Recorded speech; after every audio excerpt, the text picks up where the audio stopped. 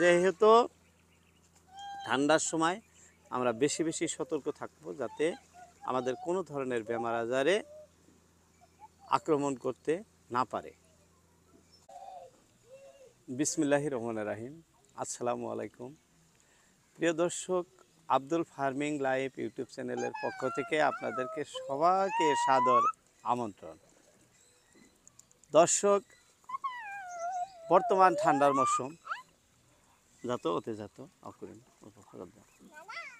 বর্তমান ঠান্ডার মৌসুম, এই সময় কিন্তু নানান রঙের বেমার আজার আমাদের যারা ফার্মার আছি খুব ব্যতিব্যস্ত করে রাখে। হাঁস হোক, মুরগি হোক, ছাগল, ভেড়া, মানে সব ধরনের আতঙ্ক বা ভয় এই সময় বেশি। কারণ গরমের দিনে বেমার হলে ফট করেই ঠিক করা যায়, ঠান্ডার দিনে বেমার হলে ঠিক করা বড় দায়, খুব জুলুম হয়ে যায়। কারণ এই সময়কার ব্যায়ামগুলো হলো খুব জটিল জটিল সমস্যা হয়। ধরেন মুরগির হলে রানীখাত বেশি হয় এই সময়, সর্দি কাশি সিআরডি বেশি হয়, যেটা হলে আস্তে আস্তে নিজের ফার্ম উধাও হয়ে যায়। যারা মুরগি পালেন অবশ্যই বুঝেন, আপনাদের নিয়ে বলতেছি যে যদি মুরগির সর্দি কাশি হয়, সেই মুরগি যদিও ফার্ম ঠিক করা যায়, লস পোষায়া ওঠা খুব মুশকিল হয়ে যায়। যদি একবার সর্দি লাগছে আপনার ফার্মে, তাহলে ফার্ম ধ্বংসর পথে। এমনি সর্দির মেডিসিনগুলো খুব দামি দামি মেডিসিন খাওয়াইতে হয়, তো ওদিকে খরচায় বা মরার পার্সেন্টেজ, মানে এভারেজে ওই বেশে কোনো লাভের আশা থাকে না, বরং লসই থাকে। আমি নিজে কয়েকবার পাইলে দেখছি। যদি এর ভিতরে কেউ লাভ করতে পারেন সে ভাগ্যবান। 100-তে 90% ফার্ম কিন্তু এই শীতের সময় মুরগির ফার্মওয়ালারা উধাও হয়ে যান, লস দিয়া বসে থাকে। তাই বেশি মানে উপদেশ দেব, এই সময় যারা ফার্ম করেন নাই, নতুন যারা, তারা ফার্মে মুরগি তুলবেন না। তোলা একবারে নিষেধ। আপনারা কিন্তু সামাল দিয়ে ওটা হবেন না। নতুন যারা, যারা পুরানা, তারা কি করে করতে থাক, তাদের জন্য চিন্তা করতে লাগবে না, আপনাদের বা আমাদের।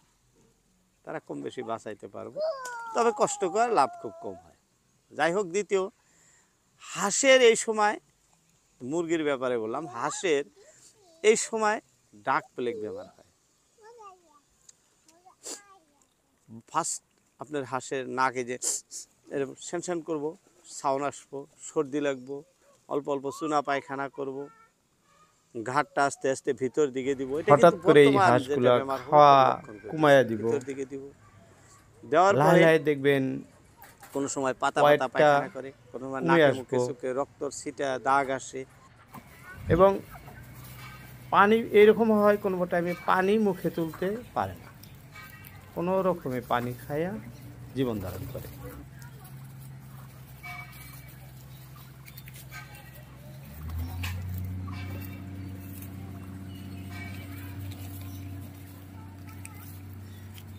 এগুলা কিছুগুলা লক্ষণ আছে, আপনাদের আগের ভিডিওতে আমি বলছি। এগুলো কিন্তু ডাক প্লেগের লক্ষণ। এগুলা যদি দেখেন, যদি ডাক প্লেগ বেমার হয়, যারা ভালো চিকিৎসা জানেন তারা তো বাইসা গেলেন, তারা তো ডাক প্লেগ বেমার বিলা মনে করেন না। কিন্তু যারা ভালো চিকিৎসা না জানেন, তাদের কিন্তু ফার্ম একদম উধাও। বেশি সময় লাগে না, 1 সপ্তাহের মধ্যে আপনার 1000 হাঁস ছিল, 1 সপ্তাহে শেষ, বরবাদ। বেমার পুরা ধরে যাওয়ার পরেও যদি আপনি ট্রিটমেন্ট ভালো জানেন, যদি দেন, তাও আপনার আধার বেশি কিন্তু কন্ট্রোল করা হবে না, আধার বেশি যাব, তারপরে আপনার কন্ট্রোলে আসবো। তে যাই হোক, আমাদের ফার্মে যাতে কোনো ধরনের বেমার আজার জায়গা না পায়, সেই জন্য আমাদের সচেতন থাকতে হবে এই সময়। এটা যেহেতু ঠান্ডার সময় আমরা বেশি বেশি সতর্ক থাকব যাতে আমাদের কোনো ধরনের বেমার আজারে আক্রমণ করতে না পারে। করণীয় কামগুলো হলো, 1 নম্বরে আপনার যেটা ঘর, যেটা খড়, ঘর তো আপনার ফার্ম ঘর সব সময় পূবে পশ্চিমে লম্বা হওয়া চাই, এক নম্বরে। সেই ঘরে বেমার আজার কম হয়। ঘরে যাতে থিপথিপা ভেজা না থাকে, থিপথিপা ভেজা না থাকে, সেখান থেকে সর্দি কাশি লাহে লাহে ডাকলে মানে বিভিন্ন রোগে আক্রান্ত হয়ে থাকে, হাঁস বা মুরগি হোক। দ্বিতীয়ত, আপনি যে খাদ্য খাওয়াবেন এই সময়, মুরগি হলে কোনো ধরনের ঠান্ডা খাবার দিনে খাওয়াবেন না। যেমন কেউ কেউ ভাত, গম, গুঁড়া, হাফজাব মিশিয়ে কিন্তু অনেকেই খাওয়ায়া থাকেন। এই বস্তুগুলো বর্তমান খাওয়াবেন না। খাওয়াইলে কি হয়, ঠান্ডা লেগে যায়। দিনে যদিও কেউ কেউ খাওয়ান, এক টাইম দুপুরবেলা খাওয়াবেন। যখন গরম হয় 10টার দিকে দিলেন, 3টায় কিন্তু বন্ধ করে দিবে। রাইতে ওই ধরনের খাবার দিবেন না, তার থেকেও আপনার বেমার আজার কম হবে। শুকনা খাওয়ার মুরগিকে বেশি খাওয়াবেন। ঠান্ডার দিনে ভেজা খাবার না দেওয়াই ভালো। অনেক ফার্মার ভাই আছেন ভেজা খাবার খাওয়ান, কিন্তু না খাওয়ানটা বেশি ভালো। হাঁসের জন্য ঘর পরিষ্কার, ঘরটা ডেইলি ঝাড়ু দিয়ে দিবেন, যে কোনো ধরনের বেমার আজার পয়জন।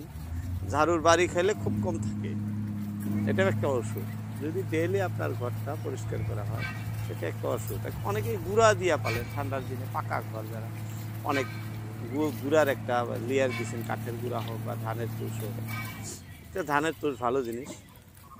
তাও মোটামুটি 10 থেকে 15 দিন পর পর এক জায়গায় করবেন, করে অল্প শুকাইয়া স্প্রে করবেন। B904 একটা স্প্রে আছে, ওইটা দিয়েও করতে পারেন। নাইবা আপনি কোর্সোলিন একটা আছে, ভালো মেডিসিন, ভালো কোম্পানির, ওটাও দিতে পারেন। নাইবা বর্তমান পাউডার নামছে, একদম নিম্ন স্তরে নিম্ন খাপের পটাশ আছে, পটাশ দিয়েও আপনি তুষগুলা ভালো করে মানে বীজাণুমুক্ত করে আবার শুকাইয়া আবার ছড়াইয়া দিতে পারে, কোনো অসুবিধা হবে না আশা করি। তো এই ধরনের বর্তমান সতর্ক থাকবেন সবাই, যাতে এমনিতেই মানে হুট করে আপনার কোনো ক্ষতি হয়ে যাক, সেটা আমিও চাই না, আপনারাও চান না। সেই উপলক্ষেই আজকে ভিডিওতে কথা কোয়া। ভিডিও ভালো লাগলে অবশ্যই অন্যদেরকেও শেয়ার করে দিবেন, জানার বিষয় মনে হলে, এবং ভিডিওতে একটি লাইক দিবেন অবশ্যই। যাই হোক, বলতে বলতে অনেক কথা বলে ফেললাম। আজকের মতো ইতি টানছি। দেখা হবে অন্য কোনো ভিডিওতে। আসসালামু আলাইকুম।